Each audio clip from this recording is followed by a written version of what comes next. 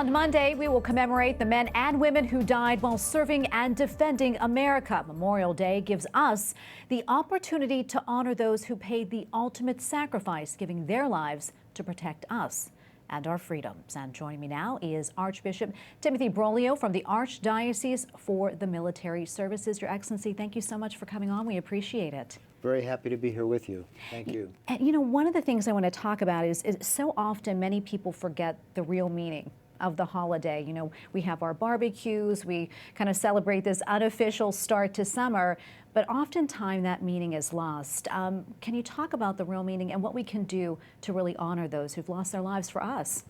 Well, I think fundamentally the importance of remembering and perhaps also praying for those who have died serving our country, that's fundamental to this annual celebration, which has origins long back in our history. And you know, at one time I remember as a child there were parades and all sorts of things that would really call to mind the fundamental meaning. But now, as you said, it's somewhat escaped people as just a day off, and it's really much more than that. People did die to assure our freedom. And I also, as I tried to remember in our annual celebration of this event, there are also people still alive who carry within their hearts and their minds, and perhaps even physically in their bodies, the effects of war. And we must never forget that, because those are people who sacrificed themselves for us. And I think a third element to the celebration are those families that have lost someone. And you know, that is always a void that will never be filled. And I think it's a good occasion to pray for them as well. Absolutely. Can you talk to us about what the Archdiocese, you know, what you all do for military members during that time? Maybe, you know, there's a husband and wife that are serving and one passes, or family members. How do you support them spiritually? Well, obviously we try to pray for them, and we also, that's one of the responsibilities that the communities, the military communities have, is to try and watch over these people, to assure that they have their spiritual needs met, but also some practical needs as well, and trying to include them and in the life of the community on a military installation.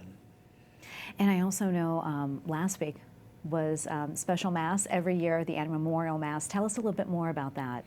That's an occasion that the Archdiocese gathers, certainly the military from the Military District Washington, veterans, and it's an opportunity to celebrate at the National Shrine this commitment of men and women to our country, to thank them with the perfect prayer, which is the sacrifice of the Mass, and also to invite some of those families that are Gold Star families, that is someone who has lost someone in a military action, invite them to pray with us as well.